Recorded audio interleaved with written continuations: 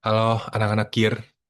Jadi di sini aku mau sharing sedikit supaya kalian tuh di masa SMA itu produktif, tetap main, tetap nyantai, tapi hasilnya bagus dan memuaskan. Pernah nggak sih kalian ketemu teman di mana teman itu kelihatannya produktif, ikut kegiatan yang banyak, ikut banyak olimpiade, ikut banyak lomba, dan ikut banyak ekskul. Kalian mikir mungkin teman itu bakal lebih superior, superior karena kok sibuk banget kelihatannya. Ternyata di akhir semester 5 atau saat terima rapot, hasilnya nggak ada. Hasil dari temen tuh nggak ada, nilai anjlok karena terlalu banyak kegiatan, nggak bisa bagi waktu, dan dari kegiatannya juga nggak ada output yang signifikan. Sedangkan teman yang kedua itu ikut kegiatannya sedikit, ikut lomba juga sedikit, katanya nyantai orangnya dan gaul juga, tapi ternyata dia jauh lebih superior dibandingkan teman yang sok produktif dan sok sibuk tadi yang pertama. Dulu aku juga ngira semakin produktif kita dan semakin sibuk kita itu akan semakin bagus. Tapi sekarang aku realize bahwa itu semua bakal jadi bumerang aja buat kita. Dan eh, sebenarnya yang paling bagus itu adalah yang lean. Bukan yang paling produktif, bukan yang paling sibuk, tapi yang paling efektif. Itu beda. Kita bakal bahas di sini gimana supaya kamu, supaya di SMA-nya nyantai, tapi nilainya bagus, olimpiadanya bagus, tapi nyantai dan effortless, nggak ngeluarin effort yang gede. Nggak makan banyak waktu, nggak makan banyak uang, nggak makan banyak tenaga. Jadi perhatiin banget 10 menit ke depan, karena kalau kamu udah ngerti konsep ini, kamu mungkin akan bisa jadi orang yang gimana ya, yang nggak begitu sok produktif lah, tapi bisa ngasihin output yang sangat tinggi di atas. Biar cepat, aku langsung share screen-nya aja ya.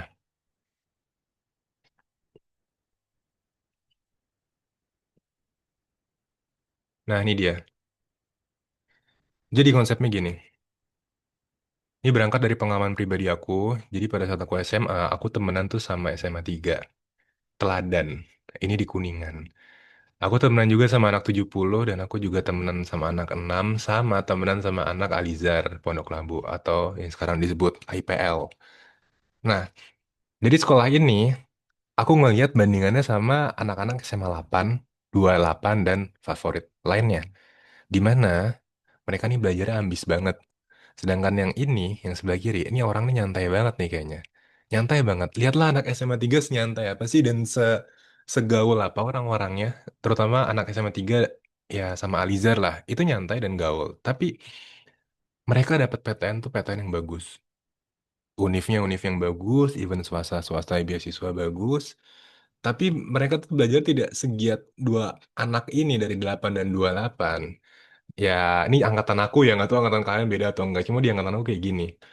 Terus track record dari alumni SMA 3 juga dia sukses-sukses dan Alizar 76 juga ya banyak yang sukses. Tapi orangnya nyantai sekali dan banyak tokoh-tokoh juga dilahirkan dari SMA-SMA ini. Nah, akhirnya dari situ aku berkaca dari pengalaman tersebut. Pengalaman kedua, ini yang mau aku aplikasikan namanya Lean. Lean Process Improvement. Jadi basically aku tuh engineer, aku tuh bukan backgroundnya di pendidikan. Dan ini adalah konsep di engineering yang mau aku aplikasikan ke siswa. Nggak tahu bisa atau nggak, tapi kayaknya bakal impactful.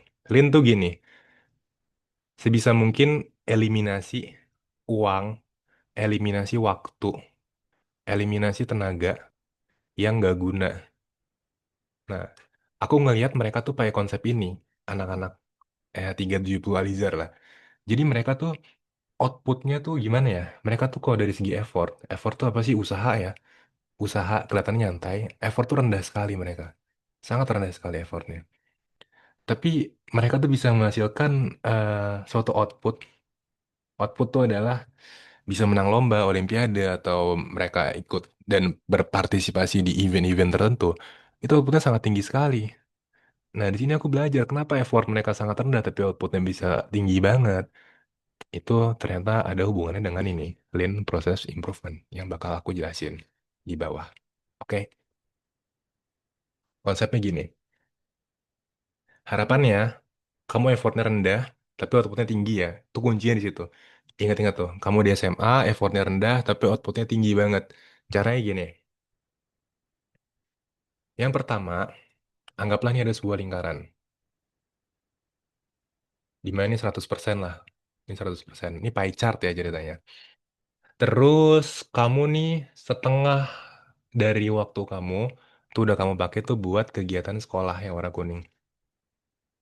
Ini warna kuning tuh kamu di sini sekolah. Ya kamu sekolah, kamu les, kamu nugas. Itu udah 50% dari waktu kamu lah. Terus kita anggap setengahnya lagi yang di sini. Yang warna warna apa ya? Warna biru deh.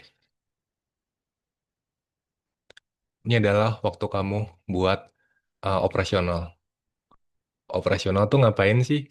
Ya kamu urusan rumah kamu lah, atau urusan kamu sama keluarga, atau urusan kamu istirahat itu juga termasuk operasional, atau urusan kamu main sama temen. Nah, main nggak deh, main nggak masuk operasional. Main tuh masuknya yang ini, yang warna ungu di sini. Artinya, ini tuh adalah free time. Waktu yang bisa kamu manfaatkan buat ikut banyak kegiatan. Kegiatan apa ya? Kegiatan kir, bisa ikut lomba kir, kegiatan ikut OSIS, ikut MPK, main sama teman, socialize. Nah, kegiatan ini. Kuncinya di sini adalah jangan kamu jadikan kir nih full. Jadi 25% dari kegiatan kamu. Kir tuh segini aja cukup, kayak 10% cukup nih. Karena kir tuh simple sebenarnya. Sisanya kamu ikut kegiatan lain, yaitu kegiatan OSIS kayak, moon kayak, main kayak, supaya ini kamu tuh diverse nanti. Ada banyak keberagaman kegiatan yang kamu bisa pakai dalam waktu yang sangat singkat. Kuncinya di situ. Terus caranya gimana biar kita tuh nggak tabrakan waktunya? Karena mostly itu tabrakan. Kamu ikut KIR, kamu ikut OSIS, ROHIS, ikut duta, dan ikut kegiatan lainnya. Akhirnya waktu tabrakan nggak bisa bagi waktunya dan berakhir chaos. Chaos tuh gimana sih ya? Chaos tuh nggak ada outputnya. So sibuk doang cuma nggak ada outputnya. Nah, kita bakal bahas di sini. Jadi, anggap gini ya. Anggap gini. Caranya gini biar nggak chaos. Ini semakin ke bawah, ini ada sumbu X, sumbu Y dah ibaratnya. Ini sumbu X, ini sumbu Y. Sumbu X, semakin ke bawah ya. Semakin ke bawah tuh kamu tuh semakin spesialis. Nah, sedangkan sumbu X semakin ke kanan tuh kamu semakin generalis. Kuncinya adalah kita tuh harus bikin tuh grafiknya tuh gini. Jadi kamu ikut satu kegiatan dulu sampai kelar, terus baru ikut kegiatan kedua sampai kelar lagi. Terus baru ikut kegiatan ketiga. Nah, harus kayak gini grafiknya. Jadi harus panjang-panjang ini sampai kelar dulu, finish baru baru pindah. Dan nggak boleh kamu ikut kegiatan tuh ikut kira misalkan. Ada basket, ganti basket ah. Ada OSIS, ikut OSIS deh. Terus kayaknya seru deh ikut lomba ini. Set. Kalau kegiatannya begini, itu nggak ada outputnya. Kamu menang lomba enggak, kamu kir juga datangnya setengah-setengah, terus kamu misalkan ikut kegiatan lain juga numpang nama doang, akhirnya kamu jatuhnya cuma FOMO doang. Fear of missing out di sini. Ikut, ikut, ikut, icip, icip, icip, tapi nggak ada yang habis makanannya. Jadi sebisa mungkin kita bakal belajar seni supaya grafiknya tuh begini. Jadi kelar satu sampai finish, sampai kamu spesialis, baru kamu pindah ke bidang berikutnya. Contohnya gini, ini konsep yang perlu kamu pahamin banget, jadi ini golden rules ya. Misalkan, cara gini nih, pertama kamu tuh determine dulu, kamu tuh IPA atau IPS atau bahasa. Ini harus tahu dari sekarang. Kamu mau IPA, IPS atau bahasa. Mapel kamu lebih ke arah kemana. Dan kuliahnya lebih mau ke arah ke jurusan apa. IPA tuh kayak FK, teknik, matematika, sains tuh IPA. Tapi jurusan IPS tuh kayak hukum, fisip, FEB, ekonomi, dan jurusan bahasa tuh ya layaknya bahasa lah kayak sastra dan lain-lain. Kamu lebih mau karirnya tuh ke depan tuh di mana karir kamu? IPA, IPS atau bahasa? Tapi jangan bahasa deh, bahasa karirnya susah. Antara IPA atau IPS aja deh kamu. Mau di IPA atau di PS. Tuh kamu tentuin dari sekarang, kamu harus tahu. Dan mata pelajaran kamu ambil lebih ke arah kemana. Kita ambil contoh satu ya. Misalkan kamu nentuin adalah IPA. Kak, aku lebih suka di IPA deh kayaknya dibanding IPS. Oke, udah. Terus kamu ikut ekskul namanya KIR di sini. Begitu kamu ikut KIR, ini kan numbu satu nih jarumnya. Grafiknya ke bawah satu dikit kan ikut KIR.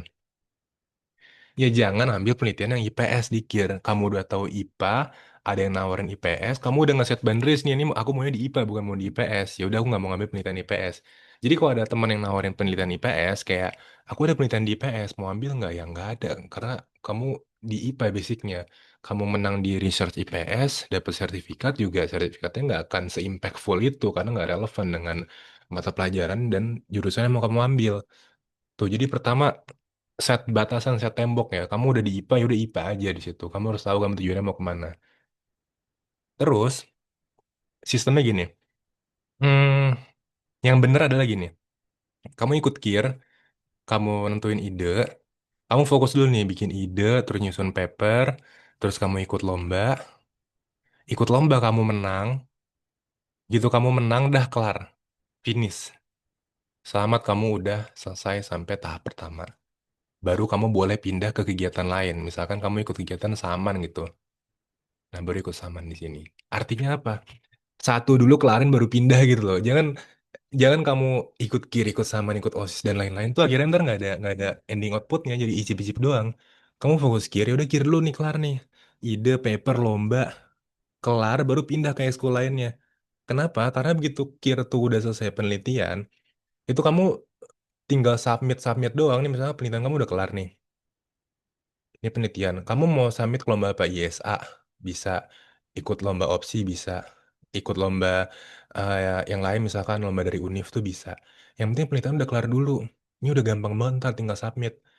Tapi kalau penelitian kamu belum kelar, terus kamu dapet tawaran dari teman kamu kayaknya, ada lomba, lomba apa misalnya yang nggak guna ya? Atau kegiatan yang nggak guna ya? Aku nggak tahu lagi kegiatan apa yang nggak guna. Yaudah misalkan apa ya? Ini ada kegiatan lomba cerdas cermat. Tapi lomba cerdas cermatnya bidang ekonomi. Dan kamu diajakin sama teman kamu tiba-tiba. Kamu lagi nyusun ide, kita ikut lomba cerdas cermat yuk. Bidangnya ekonomi. Nah, karena kamu nggak punya tujuan, kamu ikut-ikutan doang tuh teman kamu tuh dengan alasan ya karena experience kah, buat pengalaman juga, buat ekonomi. Ya oke sih, gimana ya? Aku gimana jelasin ya? Kalau aku sih realistik aja ya. Kalau nggak guna nggak aku ambil gitu. Even aku buat pengalaman dan lain-lain, ngapain juga ngambil pengalaman yang nggak guna. Jadi boleh ngambil pengalaman yang nggak guna kalau itu cuma sehari atau 2 hari doang. Misalkan kamu kunjungan ke museum atau jadi parlemen remaja atau kamu ada kunjungan dari OSIS. Ya kan cuma sehari, 2 hari, 3 hari itu mah kelar lah. Nggak makan banyak waktu. Tapi kalau udah makan banyak banget waktu kayak suatu organizasional yang harus kamu berpartisipasi dan aktif di situ, ya kelarin dulu kirnya gitu intinya. Kirnya kelar baru pindah. Nggak cuma kir sih, yang lain juga bisa sih. Supaya ntar tuh nggak chaos. Karena banyak banget orang-orang yang lagi nyusun ide, lagi tahap ide, lagi nyusun paper, tiba-tiba dapat tawaran nih, set, kita mau ada kegiatan ini, mau ikut nggak? Atau kita lagi ada ekskul ini nih, mau bikin suatu event, mau ikut nggak nih, bikin event. Atau kamu FOMO, dan kamu ikut event itu. Padahal tuh nggak relevan dengan jurusan yang mau kamu ambil. Akhirnya apa? Nggak bisa bagi waktu, kamu ngerasa bisa bagi waktunya, tapi ternyata tidak bisa. Akhirnya icip-icip yang tadi ikut kir ikut eskul lain ikut olimpiade lain ikut semuanya tapi nggak ada outputnya, nggak ada output yang benar-benar bisa dihasilkan. Karena itu kira selesaiin dulu sampai menang lomba. Udah menang lomba nih udah enak banget, paper udah jadi, kamu tinggal submit ke berbagai lomba yang mau kamu mau. Baru deh ikut yang lain, misalnya cobalah ikut ekskul saman. Terus kamu ikut saman, kamu ngerasa nyaman di saman tuh bagus tuh karena kanan kiri otaknya diverse, otak kanan main, otak kiri main. Jadi kamu work life balance juga. Terus habis itu kamu ngerasa nyaman di saman, terus ikut ekskul lain lah, ikut basket gitu. Ini baru boleh nih paralel. Karena satu udah selesai. Kalau satu udah selesai dibuat paralel tuh bisa. Kenapa? Karena kamu udah jadi papernya. Tinggal ikut-ikut lomba doang. Tinggal submit-submit doang. Jadi kamu mau explore ke hal lain juga banyak, juga gampang. Kamu ikut saman, kamu ngerasa ini nggak relevan sama jurusan IPA nih saman. Tapi kamu ngerasa enjoy buat escape kamu, ya udah ikutin aja. Terus kamu ikut OSN gitu. Kamu ikut OSN, setelah saman kelar, udah saman sampai sini aja, ikut yang lain deh, semester depan ikut OSN. Ya udah ikutan lah OSN tuh. Pilih yang sesuai sama relevan sama jurusan kamu di IPA, sama penelitian kamu di KIR. Misal penelitian kamu soal biologi ya, kamu ambil OSN-nya biologi lagi. Biar kerja sekali dapatnya banyak gitu loh. Kamu di KIR dapet, di OSN dapet, di univ yang kamu pengen juga dapet. Terus kamu ikut lomba cerdas cermat ngambil bidang biologi lagi. Jangan tiba-tiba ngambil ekonomi atau teknik, kan nggak make sense ya. Jadi kerja sekali, kamu dapatnya banyak gitu. Jangan sampai kerja dua tiga kali. Udah kerja sekali dapat banyak aja, mainnya gitu. Nah, challenge-nya tuh di sini. Banyak banget. Ini challenge-nya sini. Ini harus, aduh gimana ya? Gimana jelasin ya? eh ini kamu di sini. Terus ada yang ke arah kanan, itu adalah nafsu dia aku bilangnya. Ini nafsu. Sama ada yang ke arah kiri yang warna hitam. Yang kiri tuh realita. Contohnya gimana?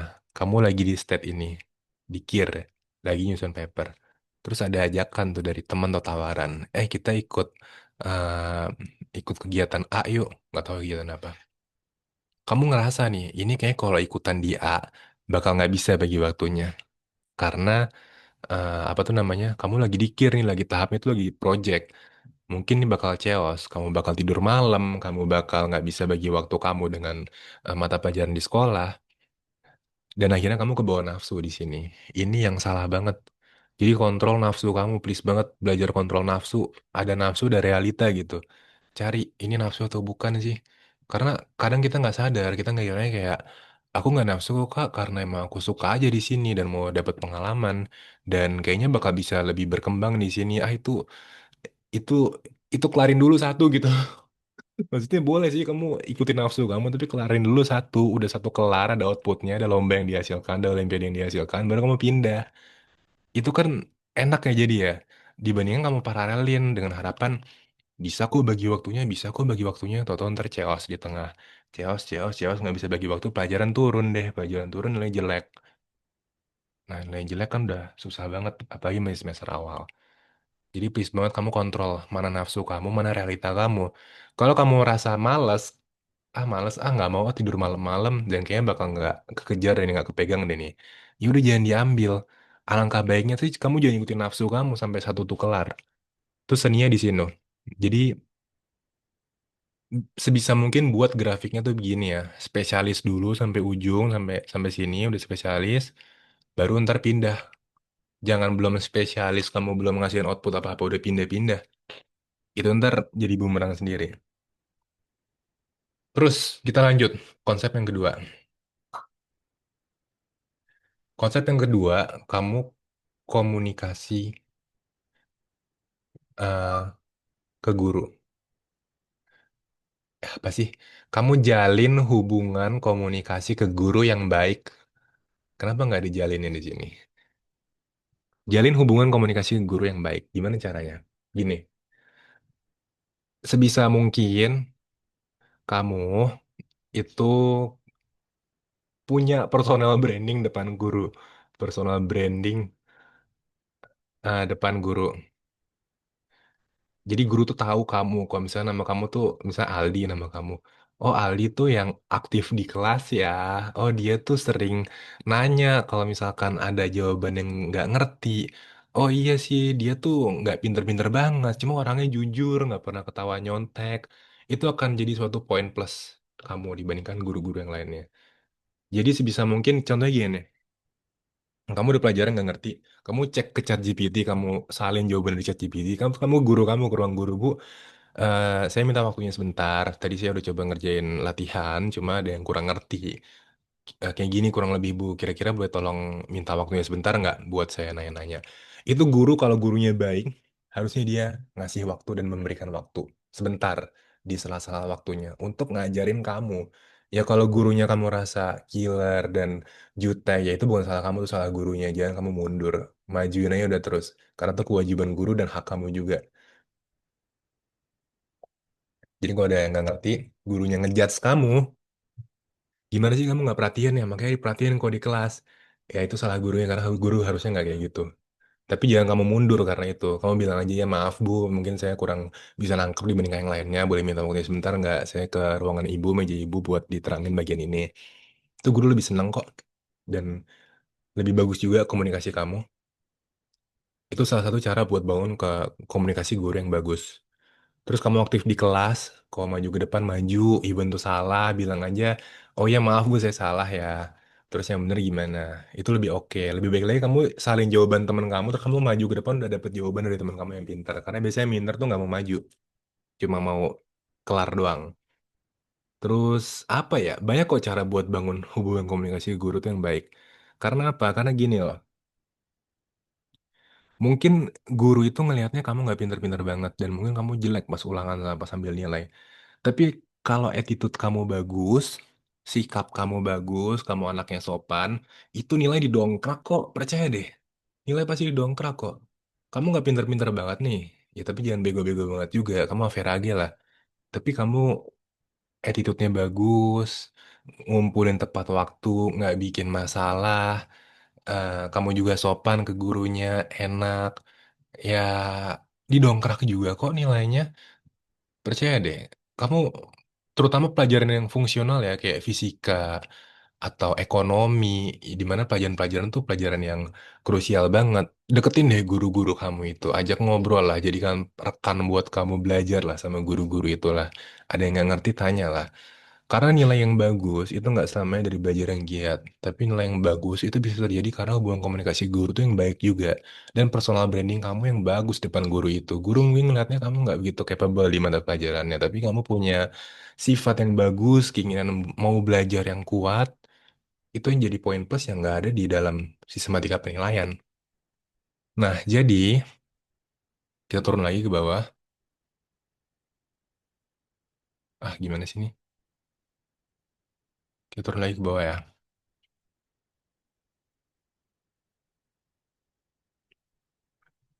Nih, pertama, kalau kamu itu nih gimana ya? Gini deh lambangnya. Pertama nih ya, eh, kalau kamu ikut kegiatan yang gimana sih tadi? Aku bilangnya lin deh, lin ya, bukan lin gimana ya? Yang pertama, kalau kamu ikut suatu kegiatan itu satu-satu, jadi kelar satu dan baru pindah, jadi bentuknya begini. Set, ini begini bener, kayak gini salah, ini salah. Artinya kamu tuh bisa dengan effort yang rendah tapi menghasilkan output yang tinggi. Terus yang kedua, kalau kamu itu nilai yang bagus nih ya, ini nilai yang bagus, nilai bagus, itu nggak selamanya dari belajar yang giat. Itu bisa juga dari hubungan komunikasi guru yang bagus. Jadi kalau nilai kamu bagus dengan komunikasi kamu yang bagus ke guru itu dan personal branding kamu yang bagus ke guru, dan kamu ngerti banget ya, bukan ngerti bagi waktunya, kamu ngerti banget strategi yang tadi, kelarin satu baru pindah, kelarin satu baru pindah antara spesialis sama generalis. Ini tuh akan menghasilkan tuh output tuh yang sangat impactful banget, sangat tinggi sekali outputnya dengan effort yang sangat rendah. Kenapa effortnya rendah? Karena kamu ikut kegiatan dalam satu waktu. Itu enak banget. Kegiatannya kelar, ada outputnya, baru kamu pindah. Dibandingkan diparalelin. Jangan yang kedua, kenapa ini effortnya rendah? Karena kamu nggak belajar dengan giat juga, tapi kamu bangun hubungan tuh yang bagus dengan guru. Bebas lah mau di WA, mau enaknya kamu aja hubungan itu gimana dengan guru. Nilainya bagus, nggak bisa kok bagus.